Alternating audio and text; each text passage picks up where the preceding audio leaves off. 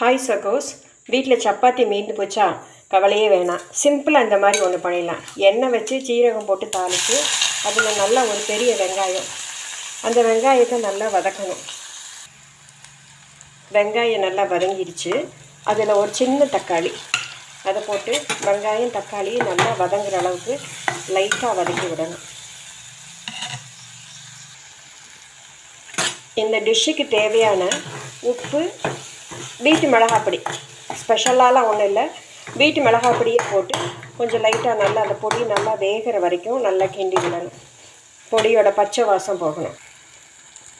இப்போ இதில் 2 முட்டையை பொத்து ஊற்றிருக்கேன். அது நல்லா கொஞ்சம் நல்லா ஓரளவுக்கு ஒரு 90% வேகிற அளவுக்கு வச்சுக்கணும். அப்போ தான் அந்த பச்சை வாடை இல்லாமல் இருக்கும். முட்டை ஓரளவுக்கு வெந்துருச்சு. இப்போ மீந்த சப்பாத்தி அதை அப்படி சின்னதாக பிச்சு போட்டுக்கணும். பிச்சு போட்டுட்டு இப்போ இந்த முட்டையும் சப்பாத்தியும் நல்லா கலக்கிற அளவுக்கு கிண்டி விடணும். அவ்வளவுதான், நம்ம சப்பாத்தி முட்டை கொத்து ரெடி ஆயிடுச்சு. நல்லா இங்கே பாருங்கள், உதிராக நமக்கு நல்லா சாப்பிட்றதுக்கு டேஸ்ட்டாக இருக்கும்.